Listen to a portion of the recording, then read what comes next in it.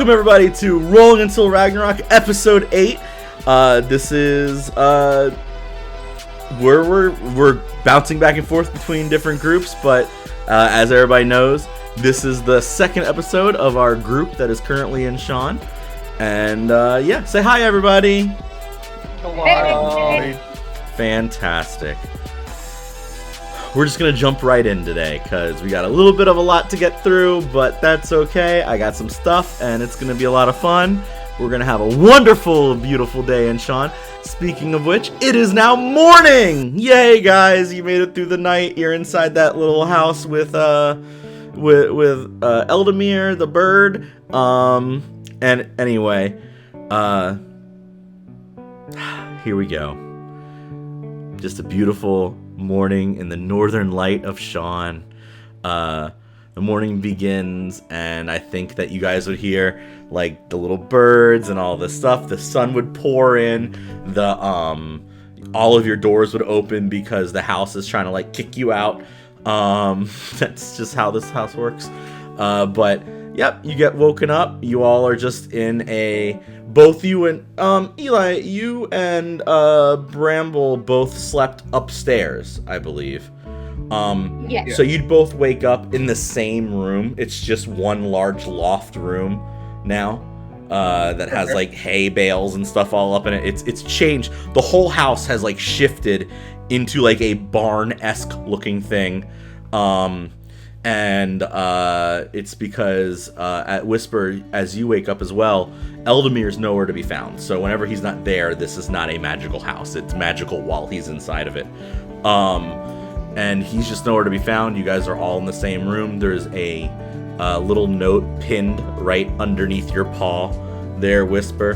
And it just says, "Gotta do my morning rounds. I'll be back. No worries." And it even has the little drawing of him doing this in it.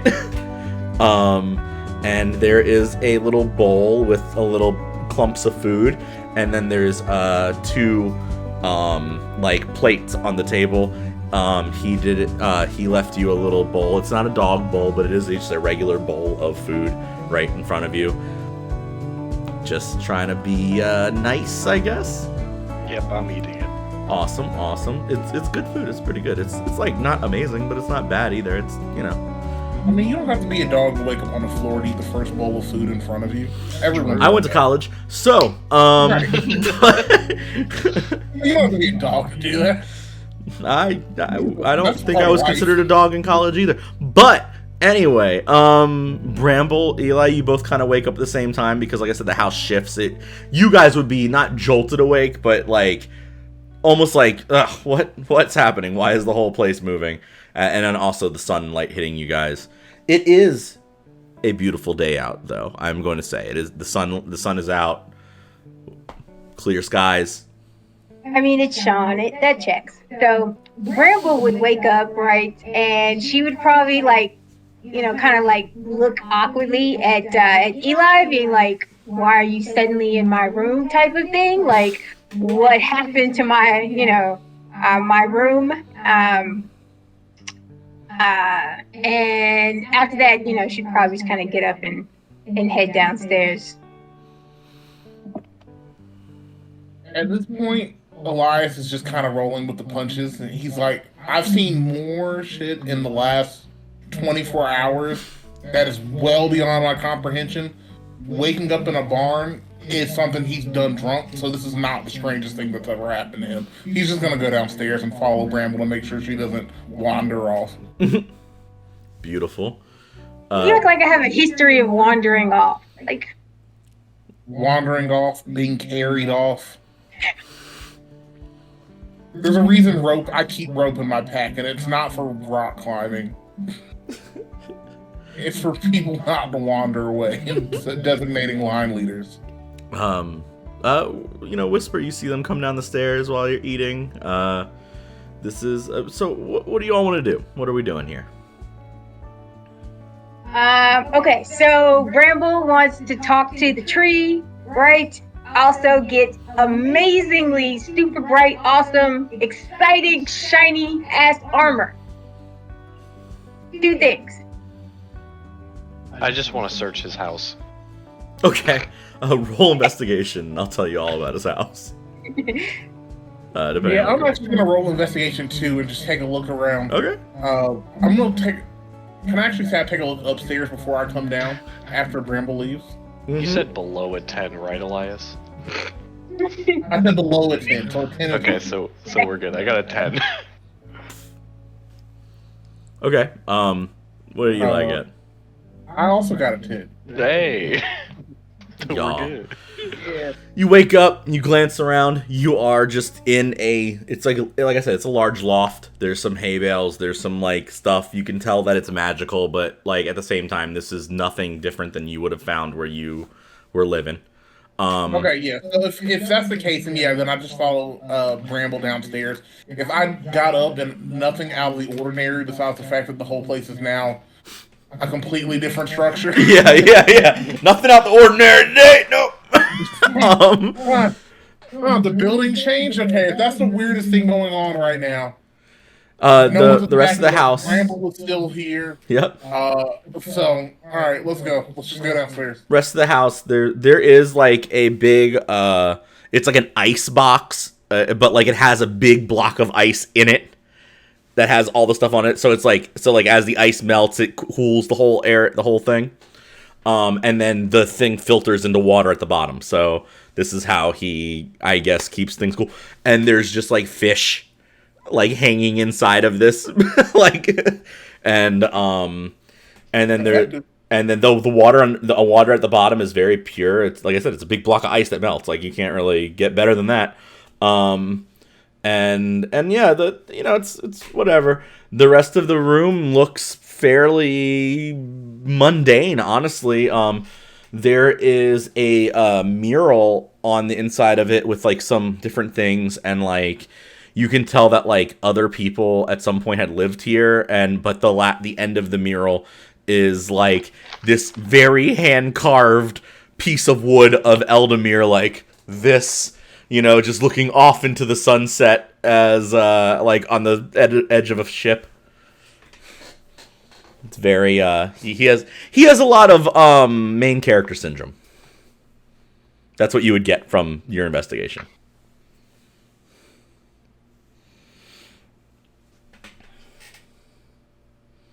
Okay, so as I come downstairs and I see Whisper looking around and Bramble's down here, how far are we outside of like the main city, or like are we? So Sean itself is broken up into 3 major pieces: the Southern Light, the Light of Sean, and then the Northern Light. You are in the Northern Light. They are all giant, not domes, but like they're these big enclosed, like you can see the walls from everywhere. It's kind of like living in the Valley of Mountains. Okay. The walls just tower over that. Kind of like what's that anime? Like Attack on Titan? Thank you. Yes. There you go. Attack on Titan. Very much like that. The walls you're inside. But you guys are in northern Sean, and you are actually Eldamir's house is specifically on top of one of the crasks, or like one of the big hills that look over the water, and you can see beyond you can see the top of one of the walls from where he's at. That's why you had to take that trolley up to his place. Okay, yeah. Yeah. There are a couple other little houses out front. Inside of them are like these other little like fey creatures. There's one house that has a bunch of these like rabbits that live there, and then another one that has like a tall you would, it looks like a goblin, but it's very much like a tall, like thin goblin. Think like the trolls from like World of Warcraft type of look. And they're just kind of doing their own thing up here. They have like their own little like spread of they cultivated some of the land. Like they obviously live here. They're obviously part of Sean, but they're disconnected from below up here on this like terrace basically. Okay. But they wave at you as you come, as you look out. Nobody looks like they're out of place. They're all pretty happy to be there. They have little like Sean flags like on their little thing. Everybody's very Everybody's very happy to live in Sean. Yeah. Well, I guess now would be a good time for us to kind of talk everything through because we are ended up way off course from where we need to be. So, Yep. Whisper, how much do you really know about this place? And do you even have any idea of how far off we are from where we're supposed to be? Whisper is just gonna look at you, and you're gonna hear in your head him say, I am just as lost as you are. I have no clue where we are, and I have no clue how far we drifted. Okay. And from what I've seen so far, nobody has heard of where we're from at all. So getting advice on asking directions does not seem to be likely at the moment. Slim to none. Okay. This would have happened if they gave us a bigger ship, and if we do get back, I will be letting them know that. Oof, that's fun. Okay, well, for right now, I guess that means we just have to make the best of where we are and not draw too much attention to ourselves being outlanders. Let's just find a way to learn as much as we can while we're here and start trying to find any kind of information we can on some way to get back to where we need to be, and also see if we can locate the rest of the group or get a message to them. That way, Ash, Kasha, Meryl, and Thistle know what happened and make sure they weren't put off so far off course as well, because if something happened here, I can only imagine what happened on a trip with Kasha and Ash. And Meryl and Thistle. Yeah, so we just gonna have to figure something out. Bramble's gonna start eating her food really, really quickly. Whatever Eli is talking about is certainly fascinating, but it has nothing to do with Bramble's agenda. So she's gonna swallowing her food as fast as possible to exit. Bramble, what? No. All right, there's no need to rush. You don't have siblings here to eat your food, and there's not like we have a lot to do today.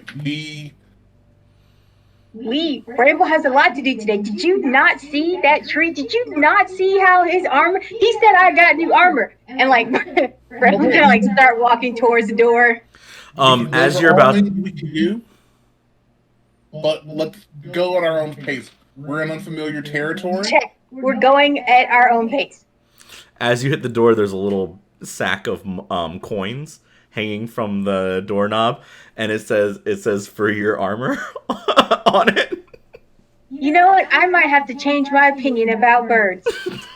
Okay, let's go get you some armor. I mean, you're justified to have a negative opinion of birds. You've had a lot of negative experiences with birds. And Bramble's gonna grab the gold coins and be like, I prefer not to think about that at the moment. As you open the front door, there is a giant stork standing right there, and it looks at you and goes, "Brr!" and flies off. I'm just gonna pat Bramble on the shoulder as Whisper and I walk through the front door. Just pull the clotheslines. Come on.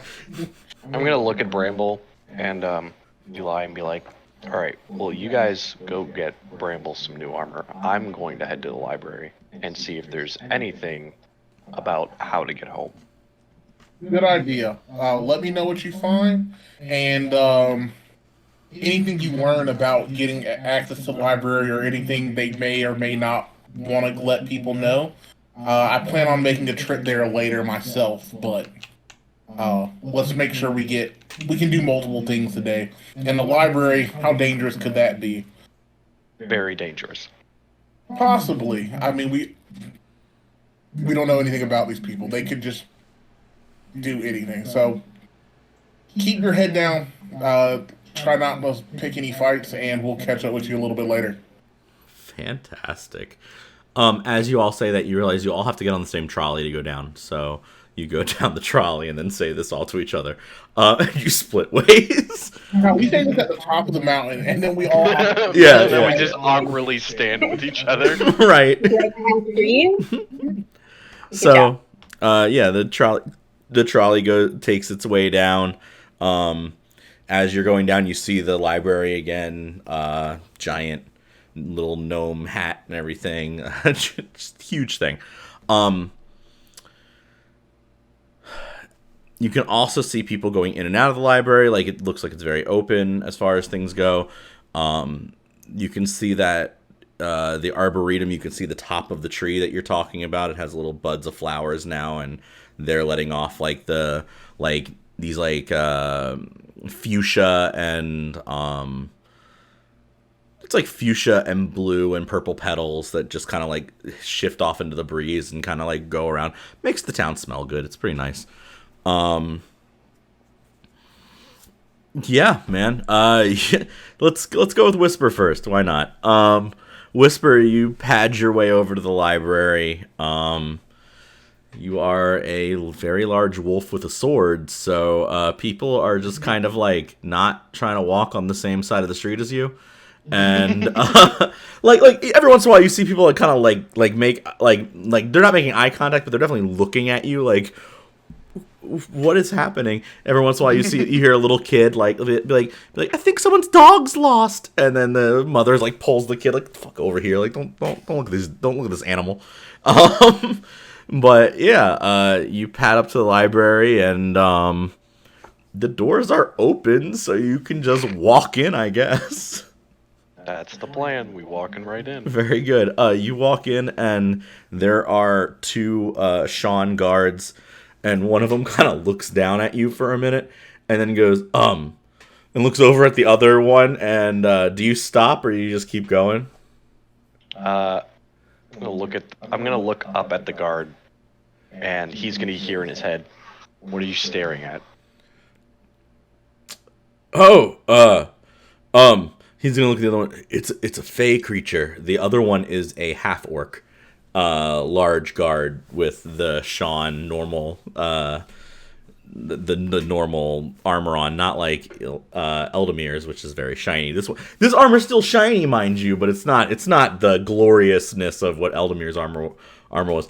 The other one's gonna look over and go, oh, yes, of course, fey creature, and they're both gonna like look around like they weren't just staring at you wildly. You are in the largest library you've ever seen, I promise. There are like 34 floors to this place, and there is a big kiosk in the middle that just says information on it in like every language imaginable, so you recognize at least one of them. How are you looking for stuff? What are you looking for? What are we doing? You gonna ask for help? What would you like to do here? I think Whisper, seeing how large this library is, he wouldn't even know where to start. So he would immediately like try to like walk around and see if there was somebody that could help him find something that he's looking for. Big information desk. Perfect. We're walking straight to that information desk. Very good. There is a like snowy skin-toned tiefling behind the desk. He is just sitting there staring off into the light. Like, this is definitely like some teenage kid that does not want to be working here. And he's just staring straight up, not paying attention. Definitely doesn't see you approach. Just kind of staring into one shelves of books in his own little mind. So, seeing that, Whisper would stand up on his hind legs, making him a nice, even 8 feet tall in front of this man. Yep. And he would put his paws down on the table in front of him, and the guy would hear in his head, "Hey, can you help me find some stuff?" He'd look, and like, although he is startled, he is gonna just kind of gawk for a second, and then, oh yeah, what can I do for you, doggy? Whisper is immediately gonna shake his head as soon as he says the word doggy. And then just put it to the side and say, I'm trying to find information on other continents. Okay. The nonfiction world section is the third floor, so down. Or what kind of information? You know what? I just want to find more information on the city. The city. Oh, yeah, okay. Well, the history of Sean is actually written on all the walls, but also there's a big section over here, and he's gonna like point to like this giant section that says the glorious history of the Orr family and the glorious history of Sean, all the light, and then it's gonna have this big section that says the northern light, the southern light, and the light of the world.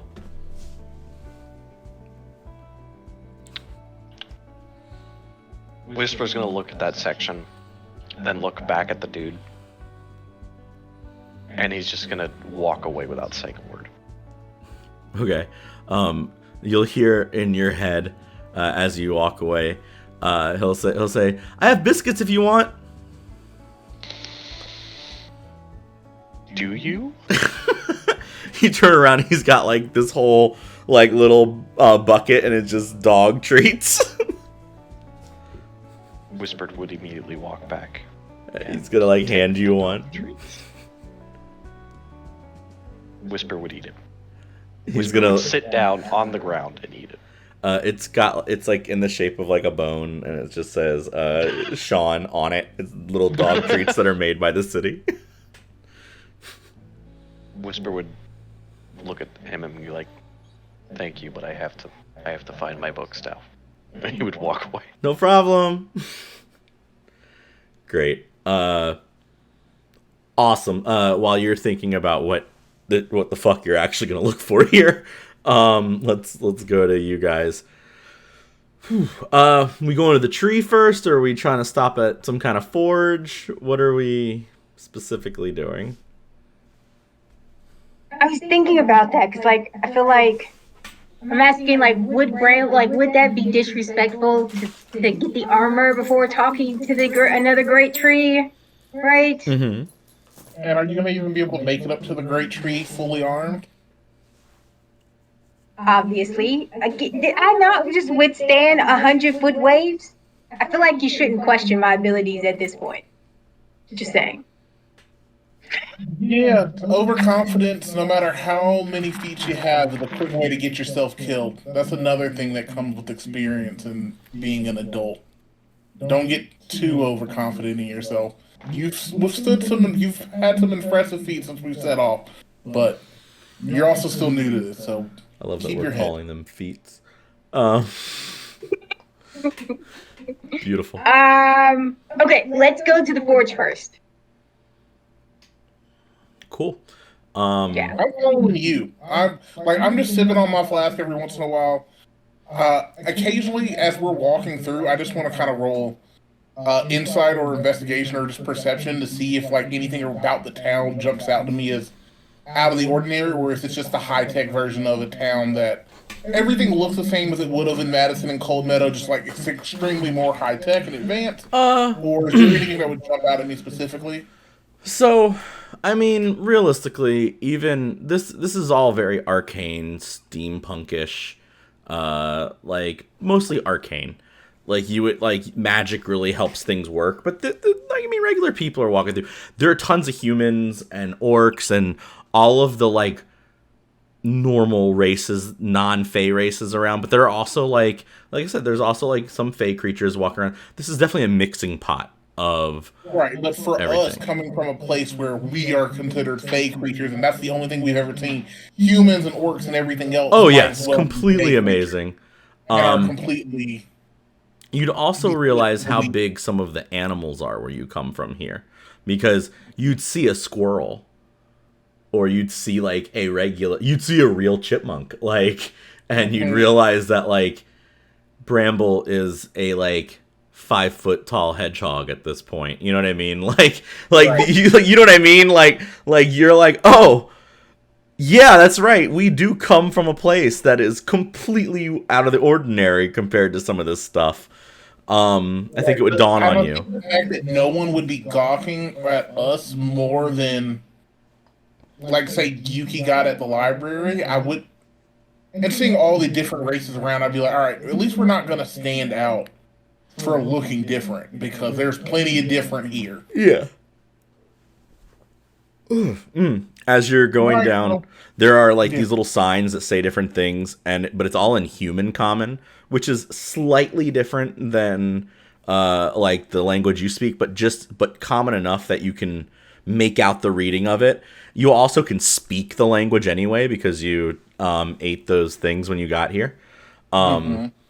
But like I said, like reading things is still just a little off. Like you can tell that it's almost like looking at like a different dialect or a different era of writing. You know what I mean? Right. It's like you guys Looking would, at old English. yeah, you guys would speak in old English. This is like modern English compared to that. Like it's all very, it's just off enough that you're like, what the fuck is happening? Um, but I mean, forges aren't hard to find. They're normally where all the smoke comes from. Still, and there is a large forge near the like the docks that you all came in on. So you would make it to this forge, and your cat friend would be there. I think her name was Swab, I believe. Yeah. Yeah, okay. Swab is kind of like sitting out front, and she's like looking around, and she'd clock you guys, and she'd be like, "I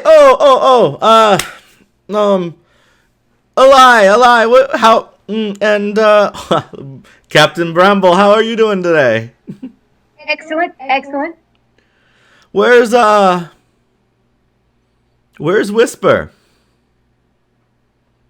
Out exploring the town. We'll catch up with him later. Oh God, this place is huge. I tried to explore it too, but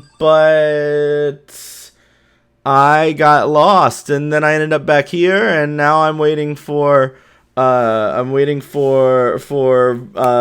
C Run to come back out. He's getting a chain made for the because we broke one of the anchors when we were doing stuff. Makes sense. Makes sense. So, obviously, I'm here to upgrade my armor.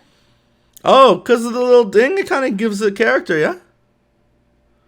Of course, of course. You should put the But ding in it the doesn't new hurt armor. we we'll see. We'll see. Yeah. But of course, it doesn't hurt to look at other armor. Of course, I've little been thinking captain. about that. You've been talking about getting new armor this whole time. But didn't you take that armor from your father? It doesn't What are you mean going that to do with the old armor? I'll take it with me. It is a family heirloom, as well as the current armor that I'm wearing. Cool. Or will be wearing. Swab is gonna like lean over to Eli and go, "Do you want me to top off your flask? I have mine." And she's gonna pull out her, like the larger flask that, like, you know what I mean, like one of the canteens.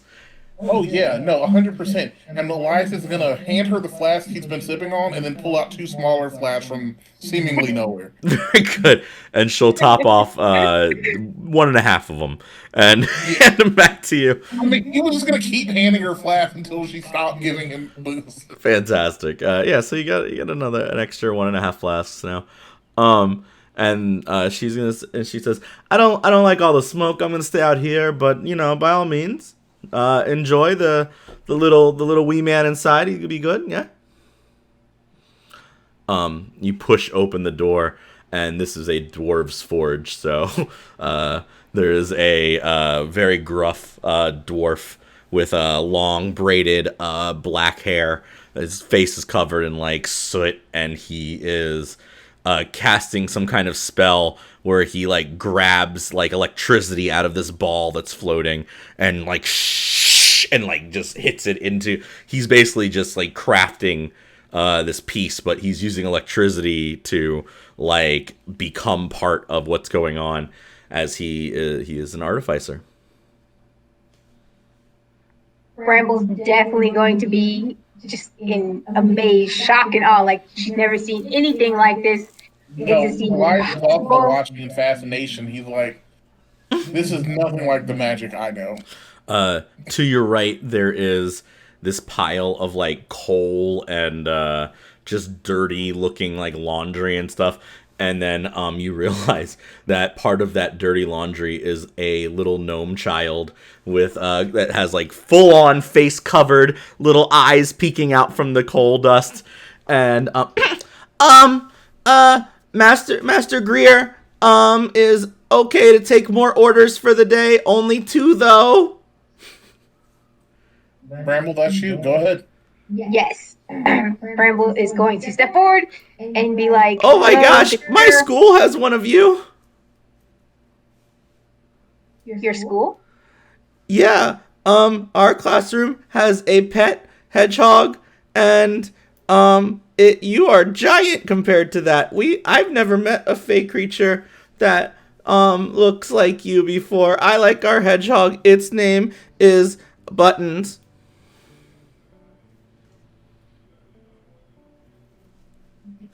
Because its nose is like a button.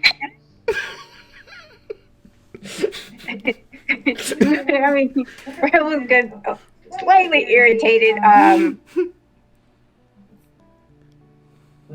Elias is just gonna put his hand on your shoulder and be like, "Well, let him know what you're here for." Right. Okay, right. And she's gonna, look over like, not a pet. No, of course not. Creature. You have okay. Yeah.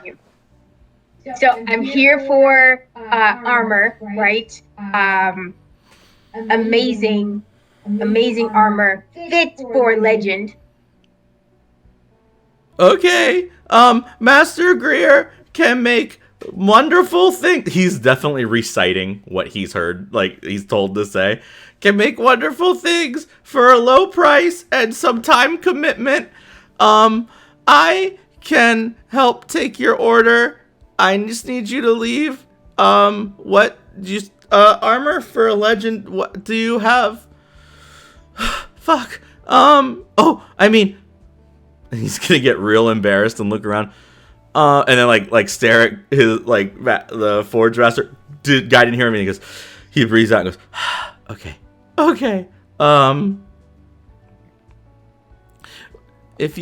Do you know what you want your armor to? You said armor for a legend. Is it for adventuring, or is it for show, or is it for battle?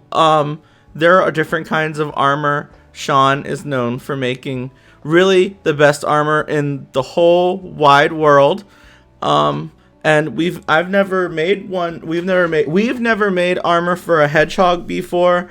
Does your quills have to, because our hedgehog, it was wearing a sweater, but it didn't like it because its quills didn't come through the sweater right, and then we had to help Buttons out of the sweater. Do you need? So, you can probably just use her current armor as a model. Oh, yes, that sounds really good. Do you want us to melt the current armor into the new armor and keep its legacy alive? This is my new favorite character. I'm just letting y'all know. Should I interrupt? Would Bramble interrupt? Okay, so Bramble has 30-something siblings. Bramble's used to talking over people. That is very, very true. Thank you for reminding me. This kid sounds like he gets beat up in school. Mm-hmm.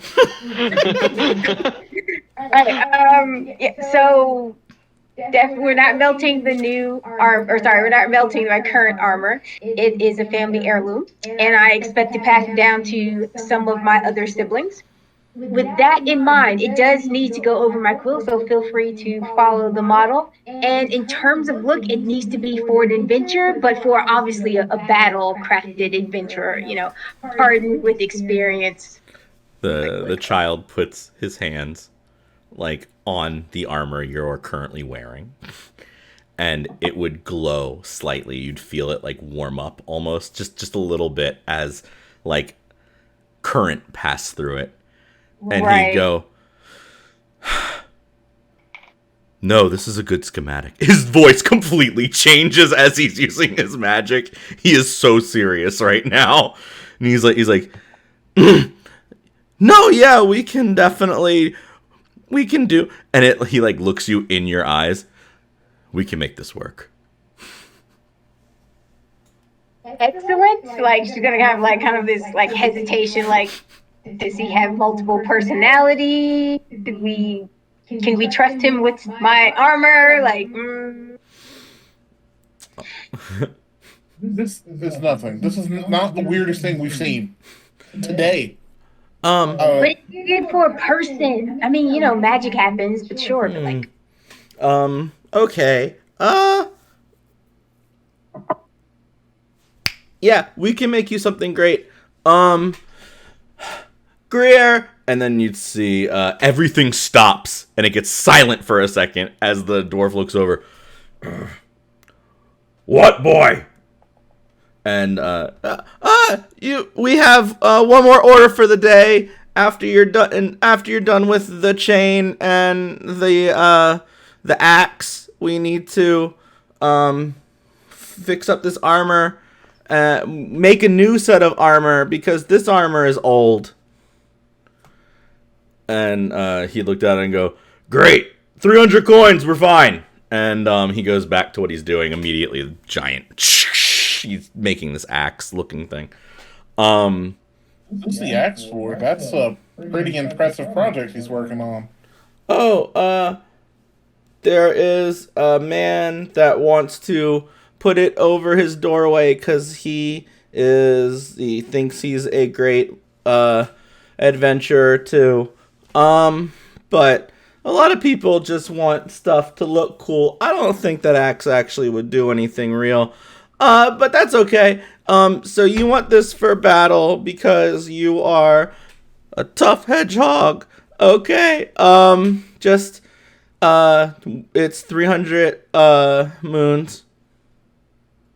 I'm assuming I have 300 moons in that bag. I mean, I just took the bag. You hand him the bag, okay. He opens it and gives you back 20 and goes, we don't require tips. Sounds great.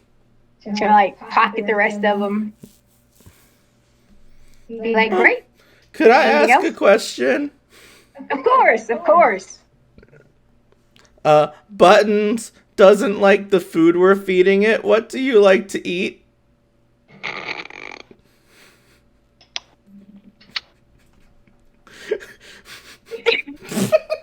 I'm trying so hard to keep my fucking face straight. Whatever you eat. Like, Rainbow's gonna be like slightly, like, whatever your hedgehog is, your pet, she likes, or he likes, whatever you like. And like, Rainbow's gonna turn around and be like, we're not doing this.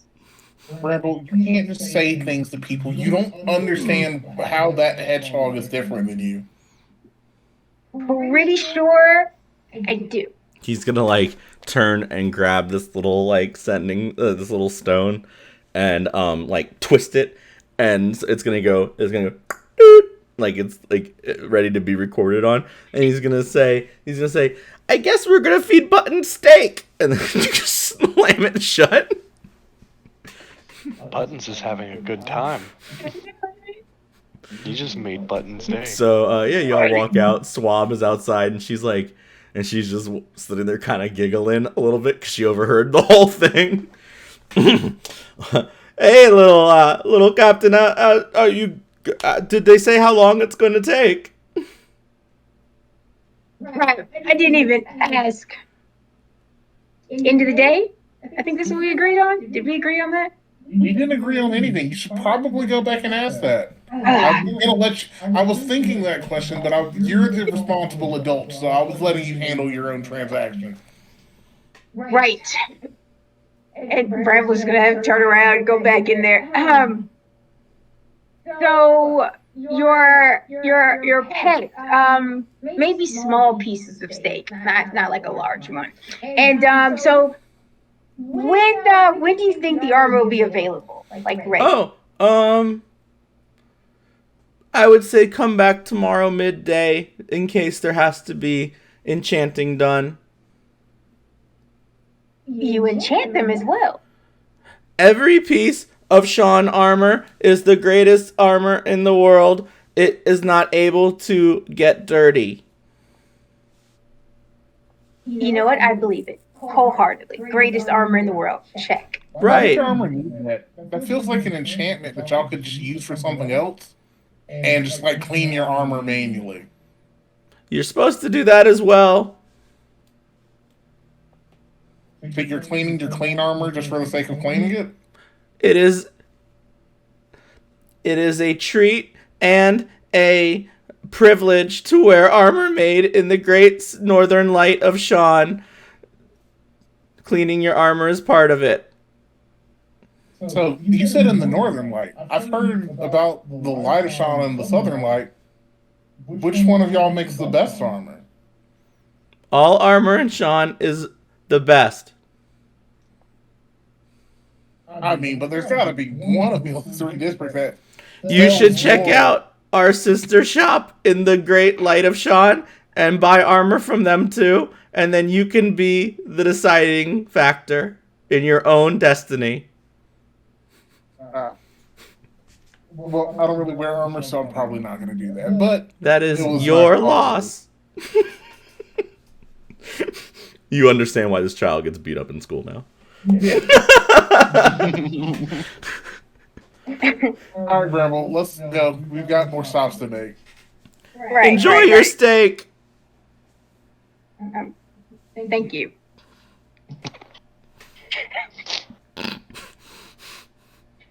Okay. I'm gonna walk back outside of the shop. I'm coming out the door. Like, You- before the door even closes, so it's up to you whether or not the kid hears it, but I'm just going to ask you. So have you ever even had steak? No. Okay. Elias is just going to keep on walking. You guys are so lucky Whisper did not go with you. I would have started initiative order on that kid. Speaking of Well, whisper, I mean, like, again, we grew up in Coldmeadow. Like, we probably ate mostly, like, vegetables, occasionally berries, Fish. like berries, occasionally, like, because they but it probably didn't have, like, steak. It's probably, like, stew or something, yeah. Right. And especially, you're an herbivore. Bissell and I are probably two of the only carnivores in Coldmeadow. Are we following those rules? Like, yeah, I don't know. I don't really care. You do whatever you want with the rules. In this case, you tell me what you eat as a hamster or a hedgehog. That's fine. Okay. Like stew with like a little beef in there would probably be, It all sounds reasonable to me. I look. We all know that Bramble's eaten 5 bears at this point. Like, True. okay. So anyway, back to Whisper in this giant building. Whisper, you walk over, and just there are books of all kinds here. Are you looking for anything specifically about this town, or like there are atlases that kind of have the world map that you'd find, but I will tell you this, that when you go to look at the continent that you guys are from, it's missing the northern part where Coldmeadow would be. It's just like a swash of like, this is not there. And there's but it has all the continents on it. Like, your continent's there, you can just tell that like this is where the barrier was that dismissed it. That part is just missing, but it does give you an idea that you guys are on a continent on the like the globe. You are on the other side of the globe from it, but because of where Coldmeadow and Madison and Cherry Moss are, you would see that it's kind of like how Alaska's close to Russia. Yeah. You guys are doing that with the two continents. So Gotcha. it's not super far off, but it is far enough that, you know, a couple weeks of sailing will get you back to Cherry Moss. But yeah, you'd have to go through the Northern Ocean. But you have this map now, at least. That's good. That's a good. Opens up your world to where Sadis and Tessalus are as well, and it's got some things where you can layer it and see like what old on the map it's marked Sean as far as the continent goes, but the continent of Torrid, which is where you are, you can see the rest, what it used to look like. Well, now that I at least have a general understanding of which way I have to go or where we have to go in order to get home. Right. I think Whisper would explore the library. Like, yeah, he cares about the city, but he'll probably hear enough stories about this city being in the city itself. Yeah, man. So he wouldn't go ahead. He wouldn't read the history of Sean, knowing that he's gonna turn a corner and eventually somebody's just gonna be like, "Hey, do you want to hear the entire story of Sean in 2 seconds?" Yeah. So he's gonna actually do a little thing different. He's gonna try and see if he can find spell books. Fuck. Okay. Whisper doesn't know any magic. Right. Okay. There's a floor dedicated to wizardry in the schools of magic. I'm gonna fine. What school of magic are you trying to find something for? I didn't think that far ahead. Yeah, I know you didn't. All right, you think on that while we go to the tree. Yes. The arboretum opens to the middle of the city. So you will be walking down these stairs as all this water kind of flows up and it makes this big circle.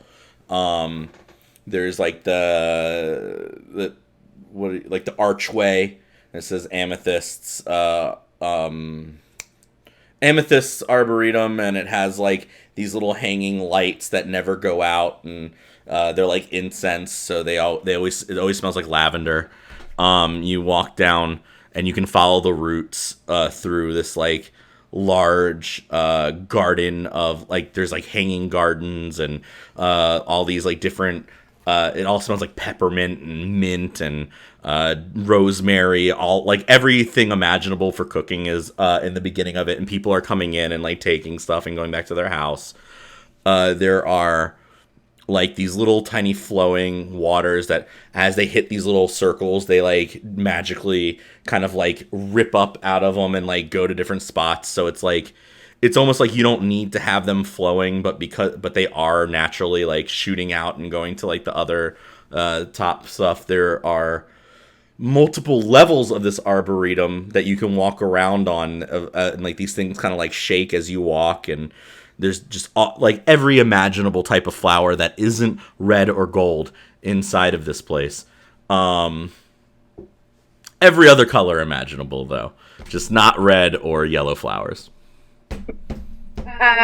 Bramble's definitely going to be just kind of taken back by the awe of it, and she's going to like take a deep breath and kind of breathe in all the scents, and she's going to feel like this is how you celebrate a great divine tree, and so she want to like touch everything, kind of like as she's like walking down towards the base of it, just like touch as much stuff as possible, almost to like connect to the divine tree as she's just walking down after she gets to like the base of the tree. Very cool. The base of the tree is up against this large circle, and you can tell the circle around it is a spell circle, and every once in a while it glows and it casts like solar light. So even on foggy days, this area of the place is always beautifully weathered, warm, and constantly creating light there is a little plaque before you would walk into the circle. And you can read the plaque if you want. And then this is, again, the very center of this area. And up in front of, behind the tree, the tree is framed by the large 2 doors of Northern Shawn that lead to the outside world. So but the tree is larger than the doors and the walls itself. So it's almost like it frames and comes just perfectly out while you're standing at the base of the tree. It's pretty. Yeah, no, that sounds really cool. Bramble would kneel in front of the tree, right, and then reach her hand to touch the tree.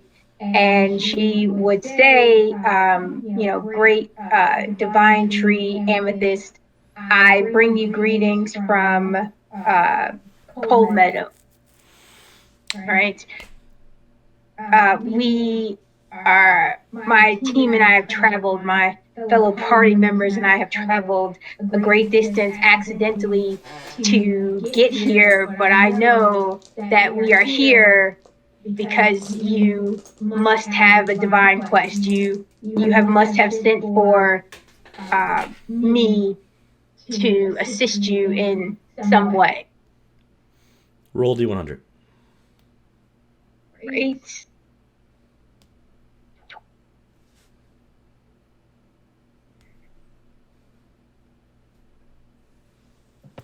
My first roll of the day. A 53. It's like right in the middle. Good grief.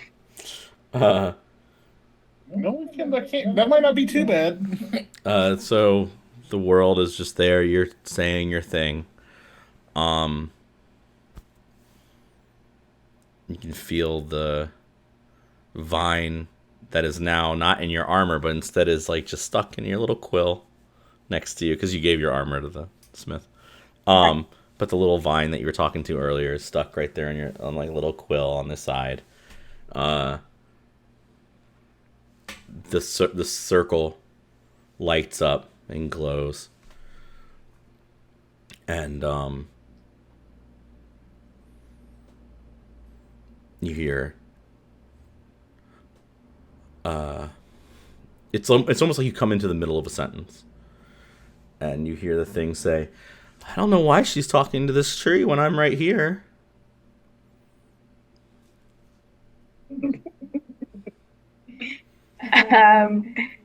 Bramble, I guess, would kind of look down at the little tree that's in her quill, and she would be like, "Of course you're here. We're on a divine quest together." Wait. It would like, it'd be like you can understand me. Yes, I did. I not talk to you yesterday? Was that a dream? Oh, that's wonderful. Great. I can't hear this, can I? Are you inside the circle or not? No, I would be just standing back watching Bramble do her thing. No, you can't. You're not inside the circle. You can't hear it. Yeah. Like I said, the circle lights up, and then you talking to this thing. Oh yeah, no. We are so far away from my mom. Yeah, mine too. What are you asking this tree for?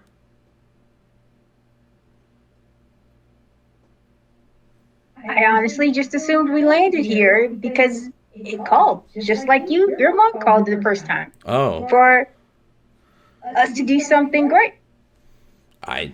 Yes, of course. We're going to do the greatest. Will you plant me eventually somewhere? If you'd like. Please. I have no reason not to. Yeah. If you plant me somewhere, I can grow, and then you can come back and talk to me there sometime. Where would you like to be planted? Somewhere that I guess people aren't going to stop me from growing, but not near other trees, because if I'm by myself, then I can have I can get more sunlight. I'm really little. It's hard for us to grow. I understand that completely. But I have a big personality, and I think you might have one too. So I very much agree. This is gonna be a great partnership. What's your name? Bramble. That's a good name. I don't have a name. We'll come up with one. Maybe not on the spot, but I'll think on it. That sounds It'll good. be an epic name. Worthy of a great tree.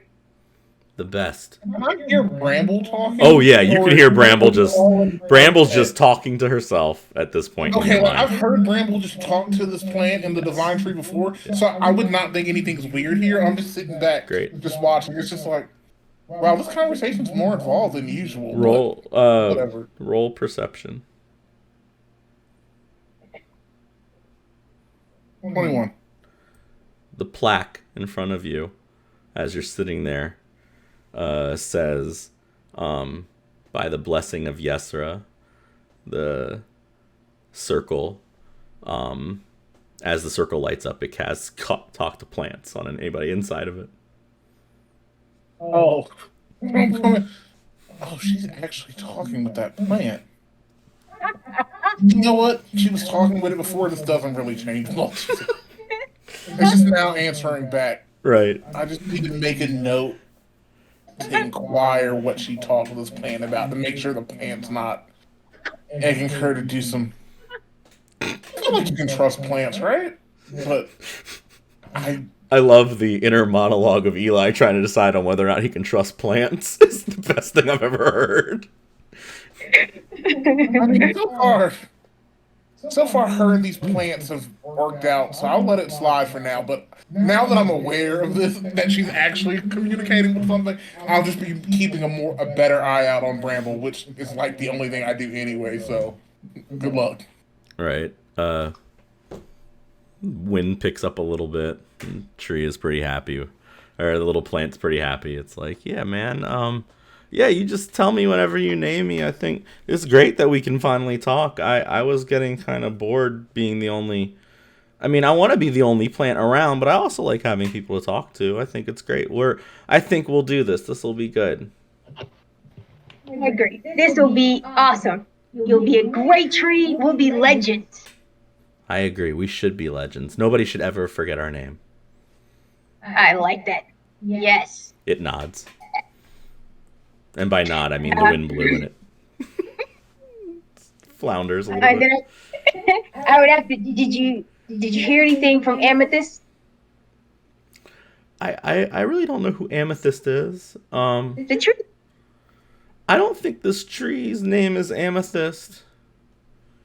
I don't think this tree talks. Well, you talk. Is it not a divine tree? It's celebrated as a divine tree. I think that it's doing very good work. But it's not talking to us, and therefore it's not divine for me. Mm-hmm. It's a little disappointing. It says, yeah, it's... I don't know. Maybe it's just really hard at work, so it's tired. That makes sense. A tree this large has to support an entire city. We saw how huge Sean was from the bird's nest or mountaintop. So maybe. While she's doing that, is there anyone else working in this arboretum, or is it just completely empty? It's not empty. There are people. There are like people walking around doing things. Okay, eventually I'm gonna wander away and keep just not too far that I lose track of Bramble, but I want to go to someone that looks like they're familiar with this place and ask some questions. Yeah, there is While he does that, I totally want him to lose track of Bramble. It just fits. Like, again, after seeing that you're actually talking to this plant, I'm not going far enough in order for you to leave my line of sight. So you will have to leave this circle and run away to get out of my line of sight. I am specifically keeping an eye on you Uh, now that I know that you are actively talking to this plant, and it's not just you pretending. there is a human in a like this like green and like dark earthy toned robe that is obviously a druid doing like just basic work for the plants. Okay, so I'll go over and I'll be like, "Excuse me, I was wondering if you could give me some information about this place. I'm very new to the city and don't really know much about what all of this is." Oh, yes, my name's Morning. What can I do for you? Well, morning. Who is Amethyst and why is this arboretum so important to Sean? It seems that druidry and like nature seems very out of place in the city of magic and technology. Well, okay. Sean was built from a beautiful combination of balance and a grand legend of the world. We so it seems out of place maybe, but this is a place for everybody who works hard to come together. Amethyst was Is he like a founder of Sean or sh- she was one of the great uh she was one of the great heroes of a very long ago generation. Um, when Sean was in in its worst decline at that time, uh, the Lord Croxus, or who saved all of us, came back, and Amethyst was one of the founders that really made the Northern Light happen. She built this arboretum. This is dedicated to her and their friends. interesting? It must have been very important for you guys to keep honoring her for so long. What exactly was this legend? What did they do? Forgive my ignorance. As I said, I'm very new to this place. Well, Uh, a long time ago, the continent of Sean was overrun by dragons and just evil in general. A lot very similar to today. Uh, what is the dragon?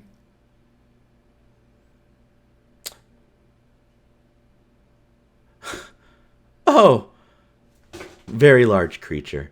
Um, very. Bigger than a bear? It is much bigger than a bear. Um, but just as annoying. So wow. Well, you don't want to be any of those then. Let's see. I think the best way to explain um our first our the long lost Croxus ore was our first grand emperor that was able to help expand what Sean was. It used to just be one city, but I think that he was able to bring most of this continent together under uh, one name, which is why the continent is named Sean to those that are civilized. Um, No, he was a conqueror. yes, a very benevolent one. That's why everybody's so happy to live here. But once he disappeared, it's become troubling, and that's okay because he'll come back and save us. I noticed you said he was lost. This and he person is just disappeared. repeating words that you would get the feeling that everybody is going to say the same thing. Which is fine because this is all information that's new to me. So even if it sounds rehearsed, like it's still good information at the time. And so I'm making notes on all of this mentally. And like you said, it might seem out of place, but all forms of life and balance that work hard to do better for the world is welcome here in Sean.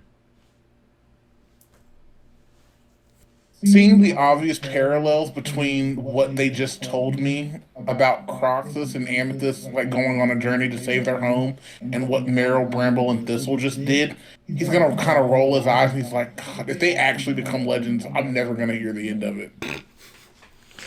Like, that's the last thing we need is Bramble and Thistle having a city 2,000 years from now. Bramble having a city. Awesome. Let's flip back to Whisper before the rest of this happens. Whisper, by all means, what are you doing, man? Whisper is going to look for books about the School of Chronomancy. Fucking of course you are. Great. There is a large section of this library devoted to the tomes and the musings of Kronos, the once god of time, and it is like a kids section.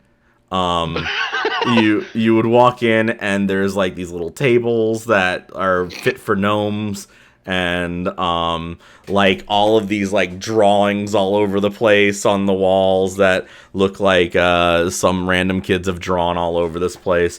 There are beanbags everywhere, but then the books are very serious, and there are just these large tomes, and you would grab one and start to read through and realize that none of these tomes are magical. They are all devoted to the history of just random ass shit. Like everything and anything you can imagine from like, and they're all written in like very mundane, very non-fiction, and then there's all these like little blue lines and then like writing in the like creases and like little pictures and like by a different handwriting, and it's like, so like one, like this one thing will be like, we'll be talking about red dragons, and then there's like this giant picture that looks like it's been hand drawn on top of it, but you can like move it up to look at the real red dragon, and there are like all these things, and it's like red dragons are just stupid lizards that think they know too much. Like it's like written in the corner and like Xing stuff out, and this is just a ridiculous. This is ridiculous, I promise. What you're looking for, though, are spells, and there is an entire section devoted to, like, different spells and stuff like that, but nothing that is, like... As far as wizardry stuff goes, you'd be able to find stuff like how to cast Magic Stone, or, like, all of these very basic type of spells, but nothing, like, insane. Like, you're not going to find that here. This is information, not how to do type of stuff. Okay. There is a picture book, though, that has this glorious looking gentleman on the front with like his hair that kind of like pixelates off into it all, and it looks like it's handwritten and it's like embossed gold font, and it says the time we saved everybody with a soup kitchen. Whisper would very much want to read that book. And it's written by Pribby and illustrated by Kasha. I think seeing that, Whisper would want to take the book. Go ahead, man. Nobody's looking at you. Bet. We're taking that book. Great. You pocket the book. It is a children's picture book. We definitely pocketing that book. Very good. Very good. There are other, like I said, like other random stuff. But I think at this time, you're a little bit further off than everybody else, but you would still feel the shift in the ground, almost like a small jerk.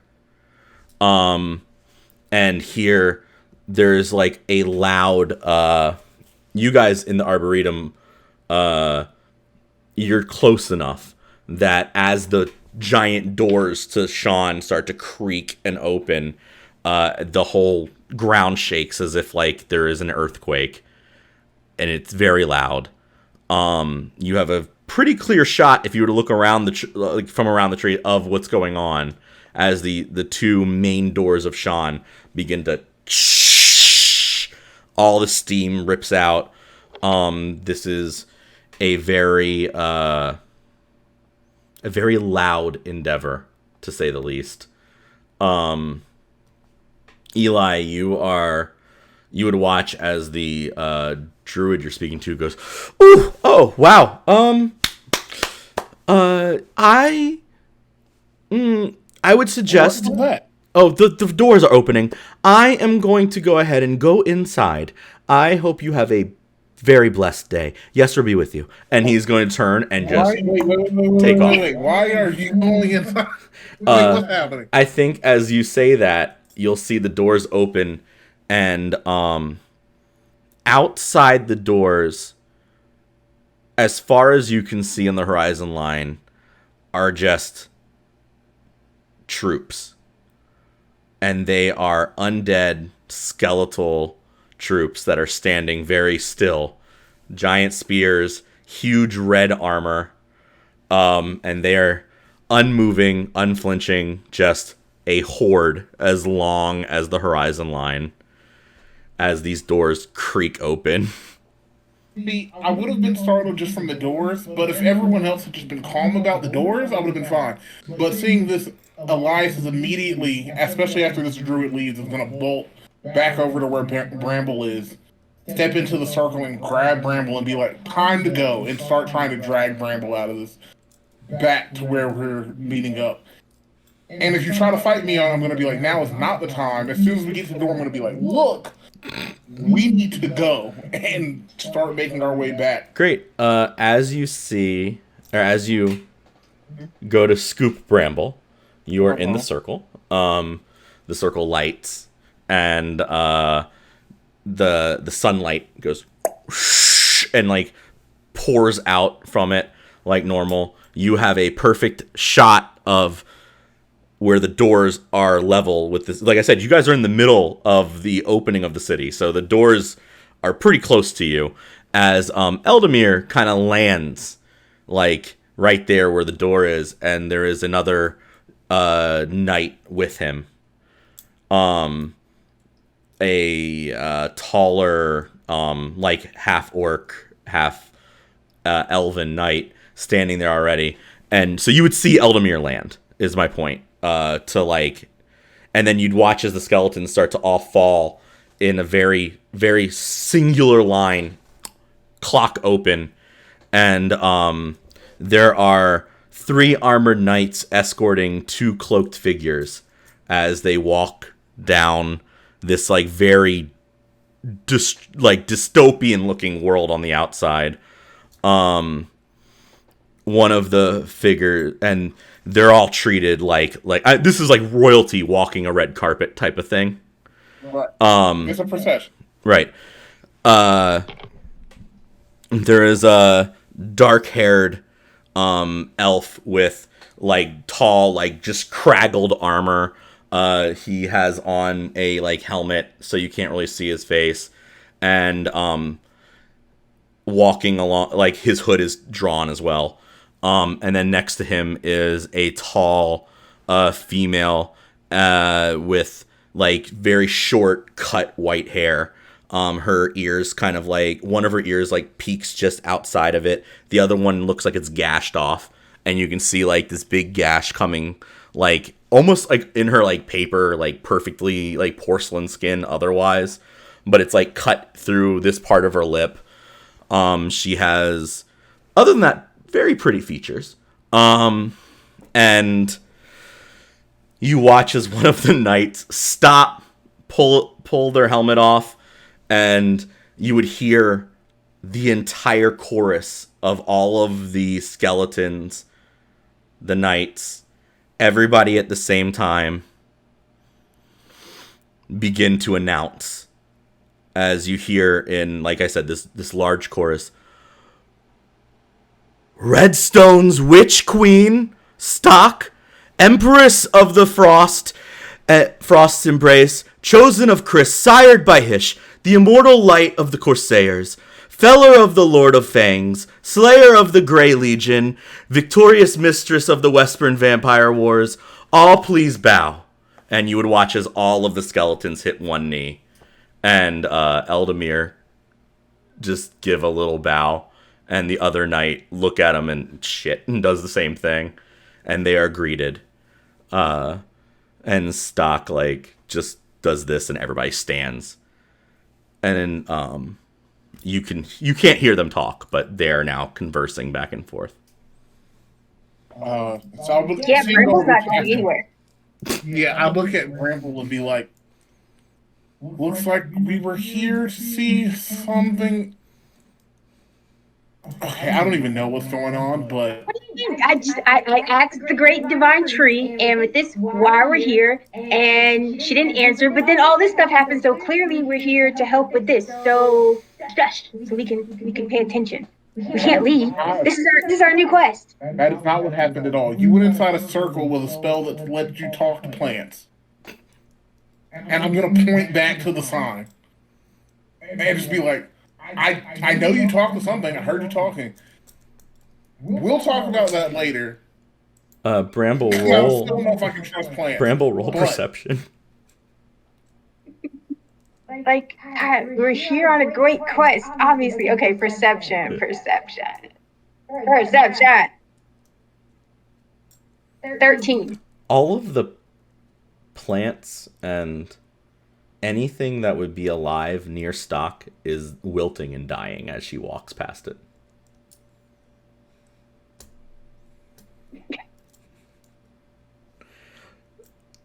Oh my god. This is what is happening as Stock moves. Eldamir does this thing where he bows again, and another knight like rocks up, and you can tell he is not excited about this or anything. He is like very much like, I'm going to stay as far away from this scene as possible, but also be present. And you would hear Stock would say, and you'd hear her voice just carry just enough to get to you, because now everything is quiet. People have gone inside. Right.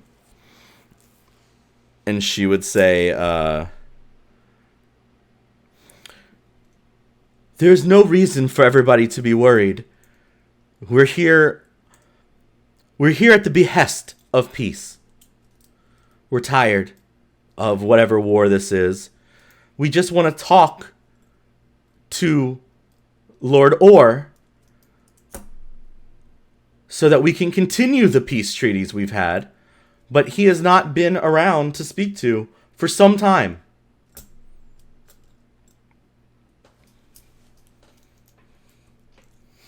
We're still up on this hill, so we can't really talk back. No. Yeah. Whisper. This is not directed at us. Oh no. Like I feel like Bramble would kind of be like upset that all the plants and stuff were like dying, right? I would be like, look, I would see your visible frustration about that, but at the same time, it's like, death is a part of life. It's all the circle of nature. Like, Right, but she's the one killing all the plants.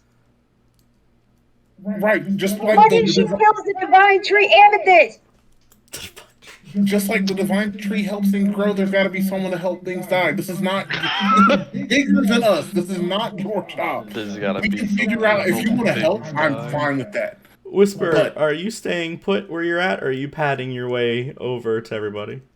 Oh, I'm definitely going over to everybody. Oh, okay, Wanna see cool. what the heck's going Whisper on. pads up behind you guys. I'm gonna say that he makes his way over to you, considering you're the only people outside at this point, other than Eldamir. Right. So we would be hard to find. But Bramble, I appreciate and I can commend your willingness to help.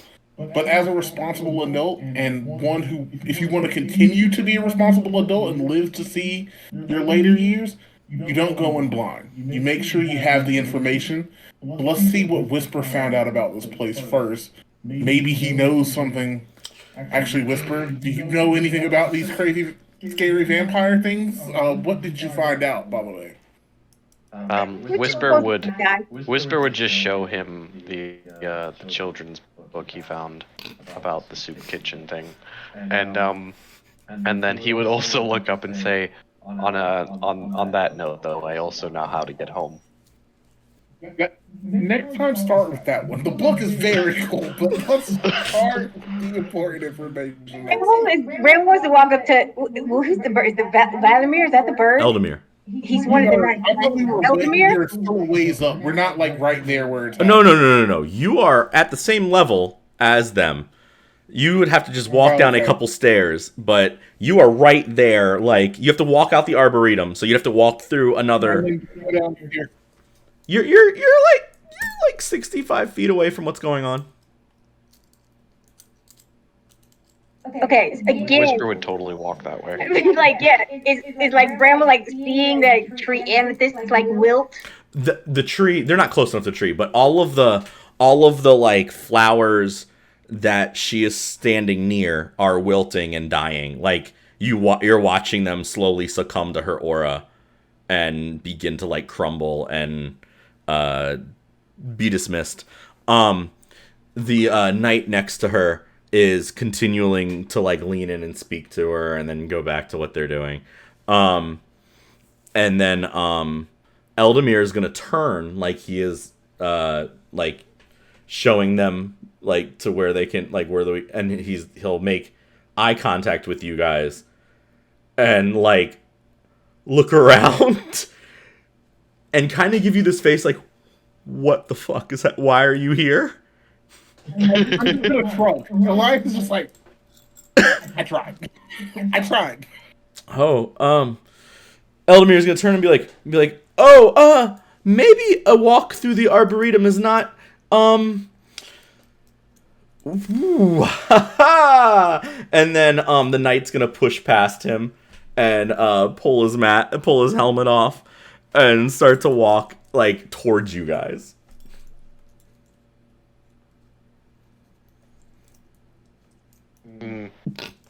I feel like in this scenario, Oh, go ahead. I feel like in this scenario, seeing everybody's reaction and how Whisper just is in general, he would have his teeth latched onto the hilt of his sword already, just in case. As he approaches, Elias would just kind of give a slight bow, about the same level Eldamir and the other knight did, just trying to show some level of respect, and he's just gonna put a hand on Bramble and Whisper's shoulder, just be like, let's just see how this plays out before we pick a fight. Remember, this is not what we're here for. This gentleman will walk Bramble's over. not trying to pick a fight.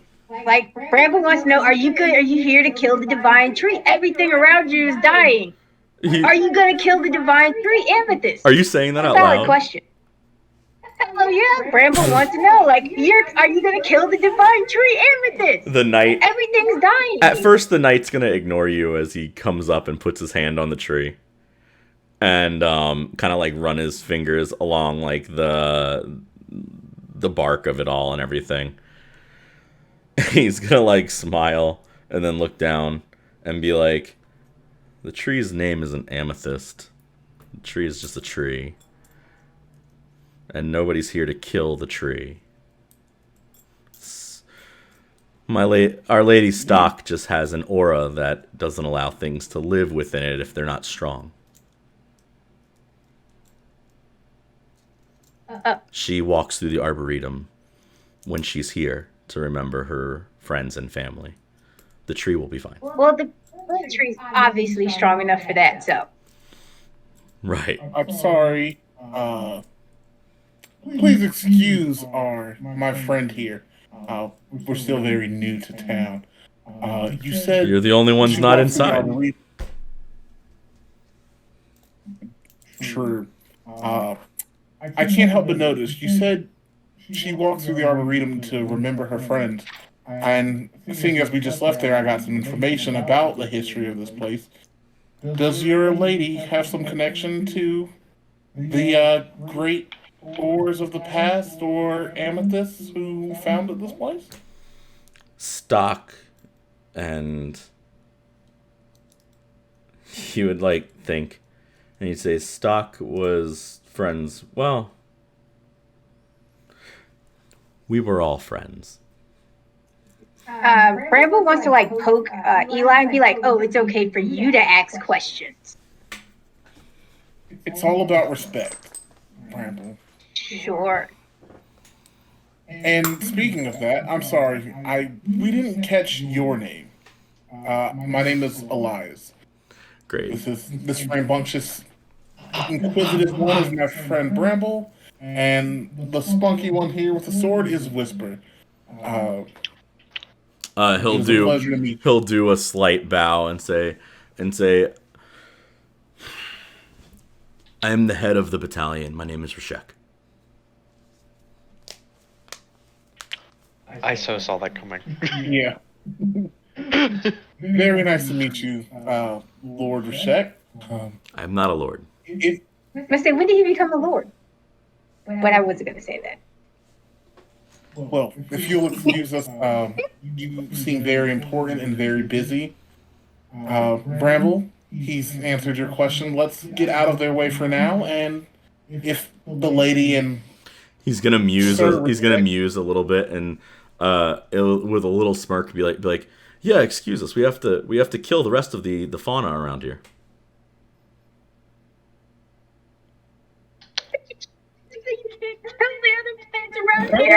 On that, just to kind of just see you. You'd see him smirk. You'd see him smirk just a tad bit. Like you understand he is completely joking. Okay, yeah. So it's just like it's a joke, Bramble. Sorry, I have very dry humor. It's okay. She's very excitable, but it usually works out in her favor. I fully understand about excitable people. I can tell that you do. Elias and Rashek just have the same level of just like exhaustion. Yes, this is like two sides of a coin meeting each other. Let me tell you. And I'll kind of like bow out of the way. I'll kind of pull gently, just hand on your shoulders, pull Bramble and whisper to the side just to let them pass. You know they're not here to kill the tree. We can talk more about what's going on here later. Eldamir is gonna like look at you three like, why? As he walks past with Stock and the others as they like walk through the arboretum, and you'll notice that like most of the plants here are okay, but every once in a while, as she walks past a couple of them, they start to like wilt or like they like twist out of the way. Like, you could tell that, like, none of it wants to be near her. And then she'd, like, make her way to the center of this area. The light would dim on the thing. It would stop, like, the whole spell circle. She'd put her hand up and it would just dim out. And she'd walk up and look up at this giant tree. And, because she's heard everything, because she can hear anything Rashek says or hears herself, she would kind of like throw him a glance and smirk in like this. It's supposed to be like this cute, like she understands she's being silly, but her smile is fucking terrifying. Like, I want you to understand. like this is, and you would have this like really like pit of your stomach feeling like this is something completely out of your league of like what it like. This is a terrifying presence in general. Right, and that's the thing. Elias is very good at knowing when he's out of his element, and it's very much like, look, the best way to stay alive is to not take chances. And as she smirks, she's gonna speak out loud and say, "Divine Tree Amethyst, I really have missed you. It's been so long." And loud enough that she knows Bramble will hear her say this. I think that with that, after having that whole interaction with Rashek, I don't think Elias would be able to contain a small chuckle himself. Like Elias would chuckle at that. Just like, And you would just see Rashek breathe out audibly, just. And then she's gonna take out this. Hold on. She takes out this like wrapped, like cloth and starts to undo it, and it's this little tiny box, like wooden box, and she like pulls it open, and pulls out like this tiny, carved. It's like this wooden, like carved, like it has like a piece in it, and it like spins, and it's like a not a wind chime, but like one of those things that tells you which way the wind's blowing. You know what I mean? Like a little thing. Yeah. And she would like put it, and she'd let go, and it would just sit there and kind of like float, and it would start floating slowly around the tree, like making its circles, and she would say,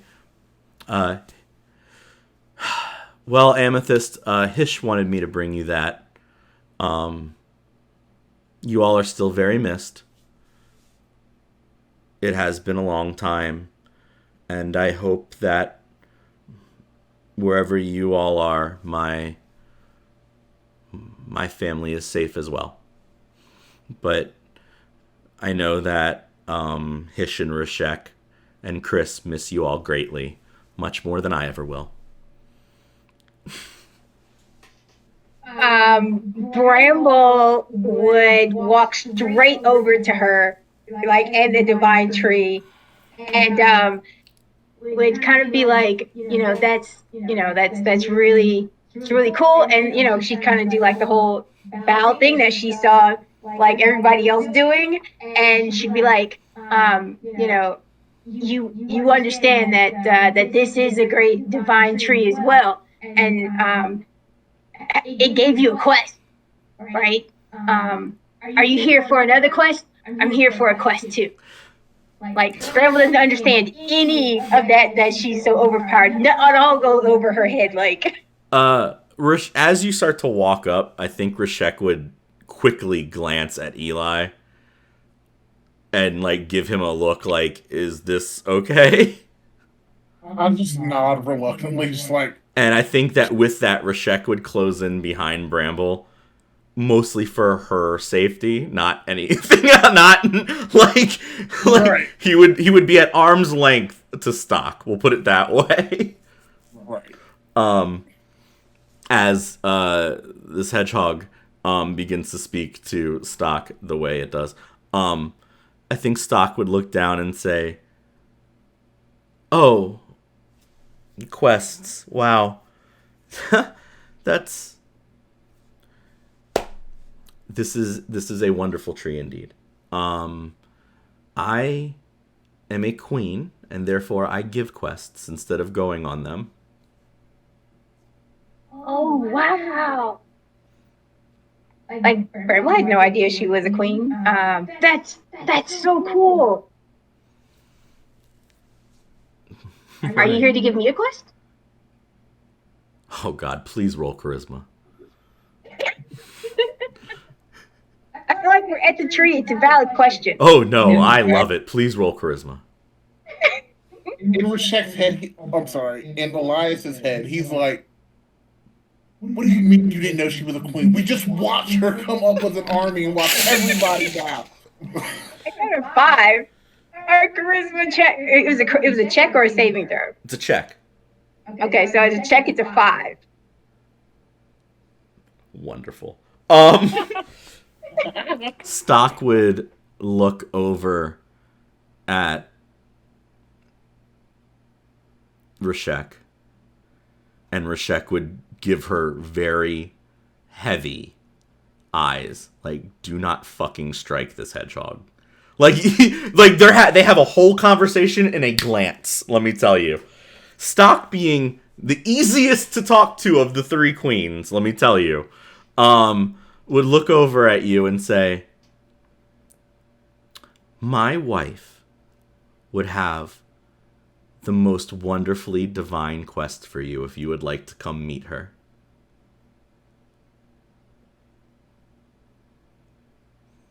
And she knew Amethyst when Amethyst was here.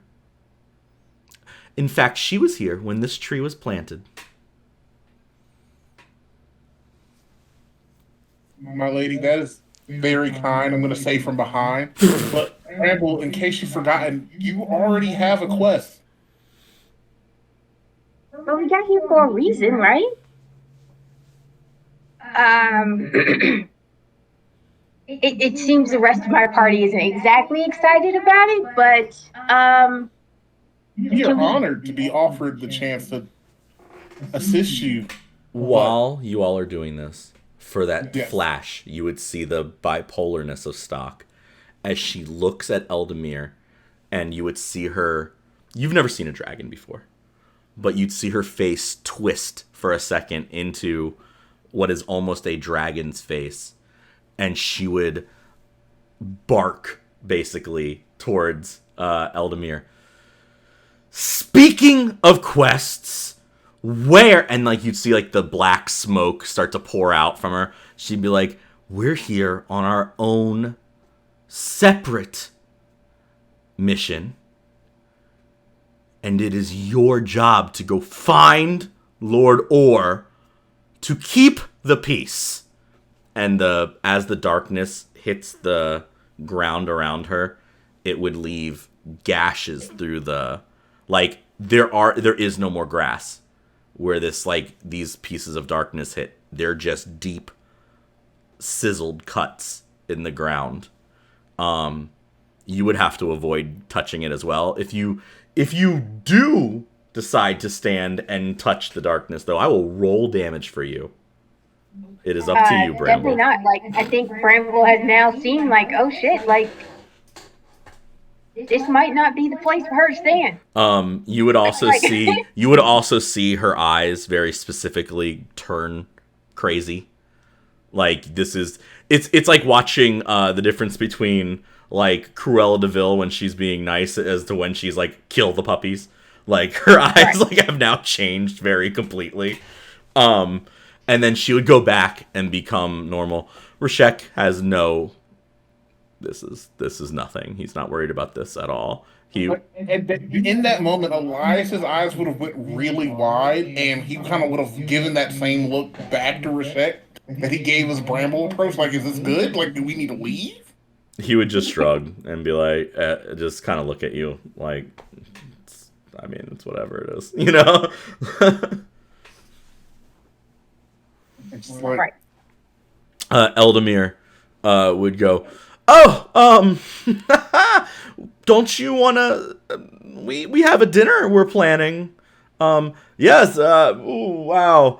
And you can tell he's like working words out. The other knight would say,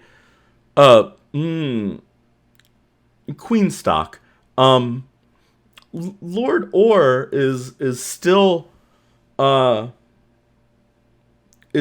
out on his own a very important peacekeeping mission. This man would immediately his mouth would not twist up and like explode or nothing, but like he would be like almost like he's like choking to find his words, and Stock would be like this holding his words for him, and she'd say, we're not here for food. You're all lucky for that. We're here because Lord Orr has not made an appearance in a good 20 years. He is the only thing keeping the peace here. If not, this will become our city. So go get him. And then she'd let go. And both of them would look around, and Eldamir would say, let us show you to your quarters, ma'am, and we'll go find him. And they would begin to turn to leave. And Rashek would kind of look at you guys, shrug, and go, I guess I'm not walking through the Arboretum today. Okay.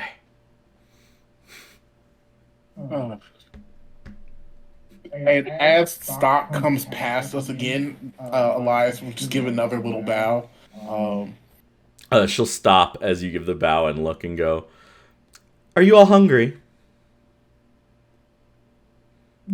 We had a late start this morning. We are fine for now. Whisper would definitely be nodding. While they're both shaking their head, Whisper's full on just... Just like, yup. Um, she'd be like, great. Why don't these Fae things come too? They're the only things that seem to want to talk to me here. And Rashek would look at you guys and be like, come on. And with that, Elias is just like, all right, I guess we're going. Whisper. And because at this point, they've walked away from Bramble, so I'd look back to Bramble and be like, looks like you're going to get your wish. Let's go see what this is about. The second night, the tall one would stop as you all are walking through the main city street up to what is basically a garrison. That is attached to the side of the large wall. The library is above this, like a tier above it. This is that other building that you could see, like basically be like below the foot of the gnome that was holding up the hat. Basically, is this big garrison, and the doors are like they magically like shift and open. It's like if there was like spinning doors in this place, this is the closest thing that looks like it. And out front of it are these two like tall statues of the same guy. Like he's like they're both like putting their fists up like to the sky basically, and there's like a bird statue that land on like a hawk on each of them. And the hawks look down, but as you look, the hawks' heads actually like move, like they're like liquid marble, and they move and watch things as they go. Just interesting little flourish of this one building. But before you can go inside, the other knight stops and it turns, and its glaive like comes to position, and it just stays. And Rashek stops and goes, "When they get here, please alert us." And it doesn't move or say anything. It just stays. And you guys are led inside to this place. There is already a table being made up, and you can see the last person like drop the bowl of fruit on the table and just take off like into another room. Like there are no people helping. It's just a full table of food, and the one bowl just kind of tipping back and forth a little bit because they dropped it and took off running. So how far away are they? Like, can I Bramble like whisper something to Eli without it necessarily being overheard? By all means, please try. I will roll.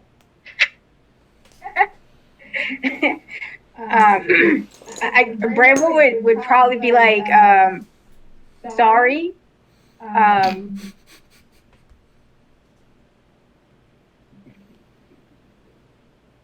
I'm not sure this is a divine quest anymore. Like, that's amazing. Oh, what? It's all right. We're still alive so far. You're still new to adventuring. We'll work on your survival instincts another time if we make it through this. Stock would sit at the head of the table, big, giant, cushy throne. There are two other larger thrones behind her, this one, that have obviously been brought to this room. Like, I want you to understand, these are completely not supposed to be here. It's obvious that these things do not exist in this room normally. They are here, though. She sits, she kicks her feet up. Again, very beautiful features. And she stops and looks, and she goes, "Well, sit, Eldamir," and snaps, and he immediately, like, Inuyasha style, sit boy hits the floor. Of course. And she goes, "Nobody's leaving this room till Lord Orr gets here." So, and she, like, turns, like, crooks her head to you guys. "By all means, please eat. This is food that was brought for me because they're terrified, but somebody should enjoy it." Whisper's gonna start eating it. Yeah, I mean, at this point, there's not much we can do. So Reject's just kind of, Elias is just kind of reserved, just kind of sit down and be like, "All right, thank you, Your Majesty," and just start. Actually, can what food is in front of us? Uh, tons of different kinds of like pork and huge things of bread, tons of the like all the fruit in the fucking world you can imagine. There's a whole stack of blue melons that you understand what they are. And a large cask of very, very, very fine white wine. But nothing that is red. I want you to understand. There is not a single thing that resembles red on this table. Right, and that's why I was asking. Right. Yeah, no, Elias is gonna start drinking.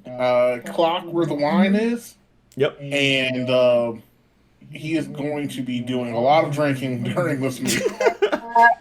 Bramble's gonna start like eating some of the fruit, right? And Brand would be like, "Oh my god, this is really great!" Like with a mouthful full, she's gonna be like, "Thanks, Queenie." He's like, just like eat like just a bunch of food. It's gonna be great.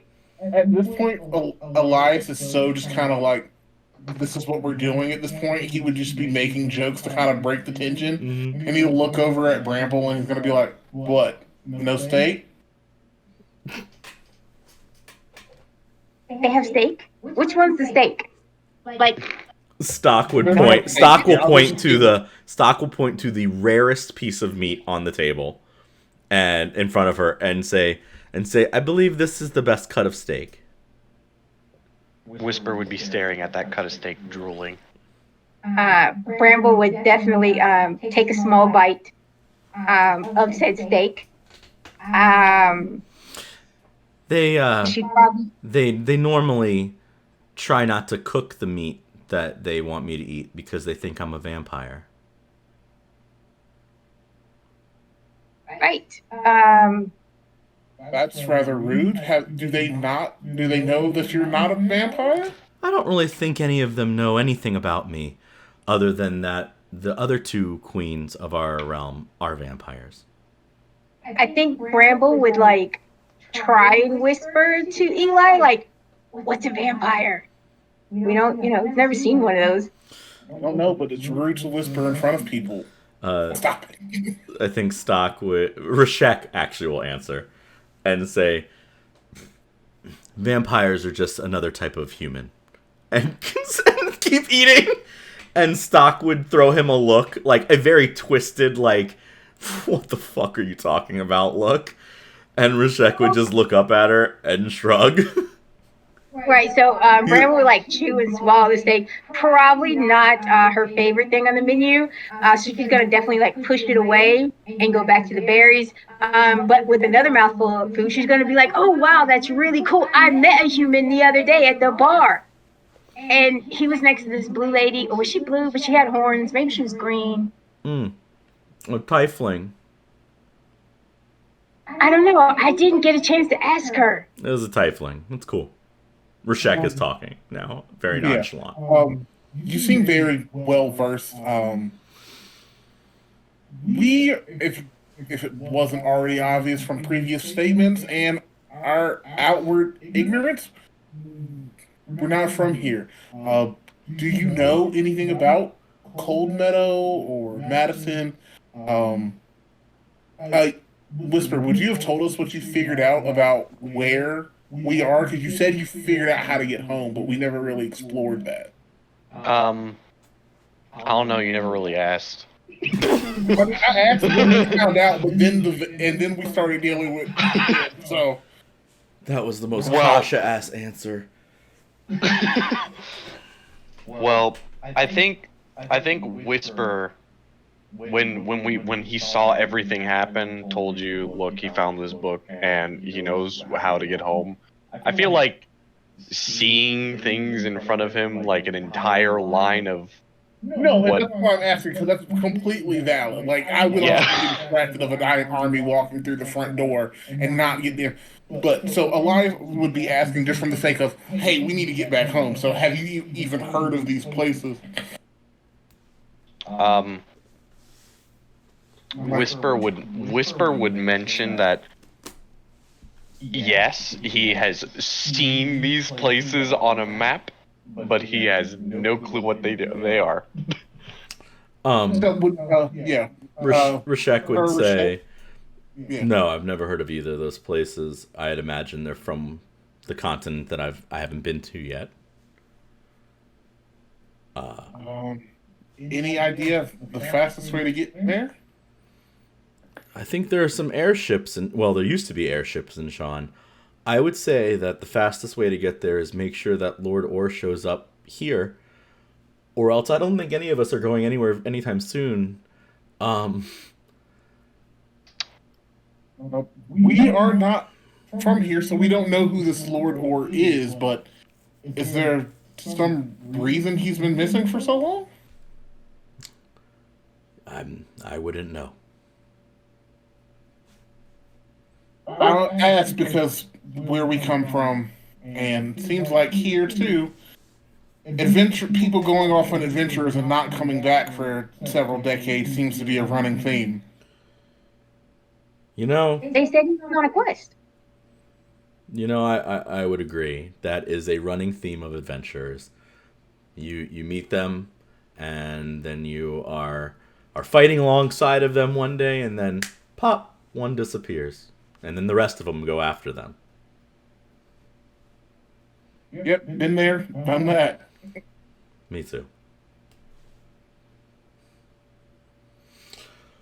He's gonna like sigh, and then look over at Stock, like just throw a look to, and she doesn't notice. She is now in her own little world, musing with herself, because Stock is crazy, and Eldamir is going to like wait for you to approach the wine, and then also approach the wine like I'm getting a drink too.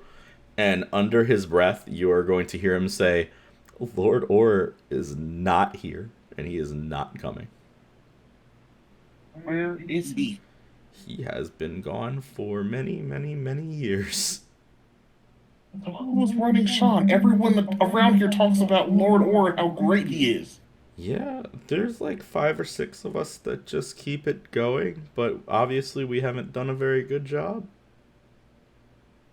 That would have been really good to know before the army showed up. I've got to tell you, my friend, I really expected you to be on a boat on your way out of here by now. You know what? That's fair. Me too. I left the money for supplies, and I figured you'd be gone by now. Well, the armor we commissioned won't be done until tomorrow. Oh, Which feel is gonna feel be- free to stay. Feel free to stay at my house again. If we gotta make it back to your house and out of this room in order to do that. Yeah, Do you have any idea where Lord Or was last seen? Oh, Like, that how was do you intend to find him? that was when my father was still alive. Uh, Do you yeah. not at least have an idea of where he disappeared from? That's how we found our missing set of adventurers. Oh no, him and he left one day on an airship saying that he was gonna go find his father and mother, and has not come back since. You at least know which direction he was going. Maybe we can at least get out of this room if we can say we're going to help find him. And we can also work. He's gonna look at you and go, "I've done that before," and he's gonna turn and say, "Music, yes, Queen." And Stock is gonna go, Sure, go ahead. You sing." And she is immediately going to cast silence on him and sit him down again. To yourself, please. So tell me, Bramble, what is the quest that you are on? So, well, this quest is actually kind of like maybe like a follow-up of our first quest, and our first quest was totally awesome, right? Like I killed like 8 bears and 4 crocodiles, but ultimately the quest was originally about saving, all of Coldmeadow and Sean, kind of the world, if you will. But it kind of has a lot to do with like the weather. There was like this evil bird thingy. You know what? Oh, well, I'll get back to birds later. But there was like this evil bird thingy, and As you she say was evil taking bird, over she's the gonna weather. like look over at Eldamir and like and snicker a little bit.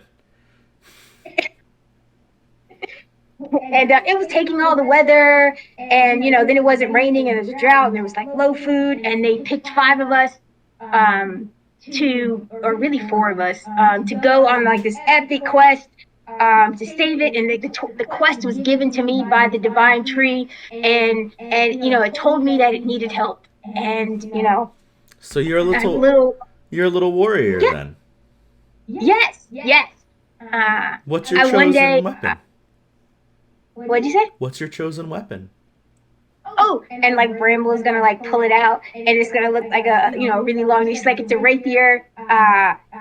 It belonged to my grandfather. He used to defend Coldmeadow with it. She's gonna like do a couple like stabs with it. She's like, yes. You seem incredibly capable. Thank you. Brand was like totally forgetting all about like the whole black smoke that she was just terrified like 5 minutes ago. She's got food. How many bears did you say you killed? Man, and Brand was like, 7. Did I say 7? Maybe, yeah, 7. Do you know what kind of bear they were? Big. That's wonderful. So you're just a bloodthirsty little warrior. Would you like to add another bear to your list? And she's gonna summon. She's gonna say, "Would you like to add another bear to your list?" And she'll summon Beast. Well, that's not fun. Bramble will look at it and be like, maybe another time, right? Like this is, it's probably not appropriate for. Eldamir, do you mind if we do battle in your garrison? And Eldamir still cannot speak. He just shakes his head no. Whisper's already gonna have his sword drawn, ready to stab at this thing. Your Majesty, while Bramble is a very accomplished adventurer, you'll notice she's not wearing her armor.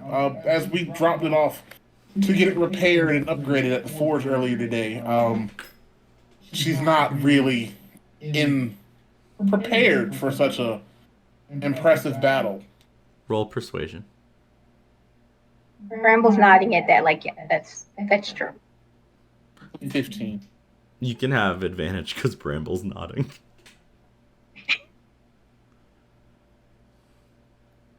15. Oh. Stock looks around and goes, everybody in this city wears armor. Right. Okay. And she'll turn and look at this giant Kodiak bear that she has summoned that is very, very enraged.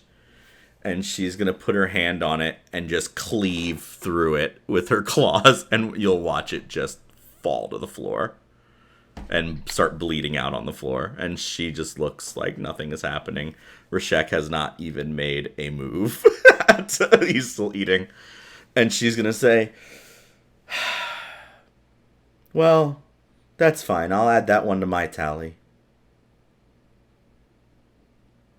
Bramble's suddenly remembering, like, right, not a good person, check. I totally forgot that habit, like... You're gonna hear Whisper whimper, like he wanted to kill the bear. In fact, Stock is to say, in fact, why don't you go get your armor? Well, he said he won't be ready till tomorrow, around noon. That's what the blacksmith does. I'm sure if you go tell him that I said to bring the armor here, he will have armor for you.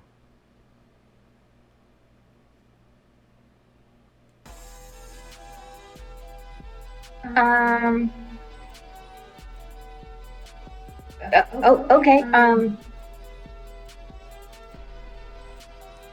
I mean, do I just leave? Is there a... Nobody is keeping you here now that I've said that you can go get your armor. Your friends will be here when you get back. Okay. I guess Bramble's going to like. Eldamir is gonna get up and say, "I'll escort her." In the most broken, sad little voice you've ever heard him talk in. And Stock will say, "Bramble and I don't like birds. Sit." And he'll just sit back down. I was totally just thinking that. I was like, Bramble's kind of like, kind of like just a little bit lean a little away from him. But Eldamir will just sit back down next to Rashek, and Rashek's gonna pat him on the back and be like, "Good try, buddy."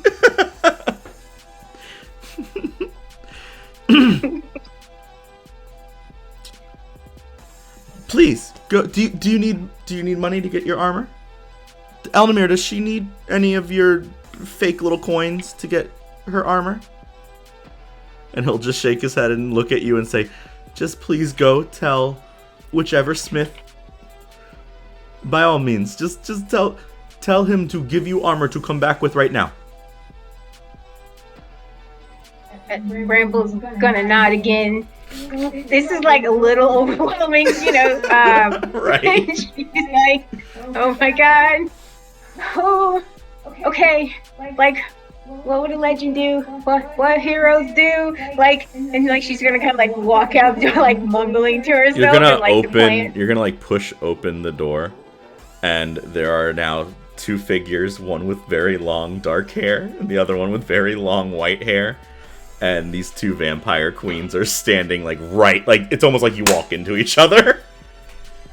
As the knight that was supposed to announce them is an undead knight and cannot talk. So now you open the door, and these tall these tall women are standing there looking down at you, and one of them just blatantly out loud, very flippantly, the one with the darker hair, just says, "Oh, they allowed our dinner to be moving this time." And we'll end there. What a great episode, everyone. Thank you all for watching. We had a lot of fun. why does everything want to eat me? Like,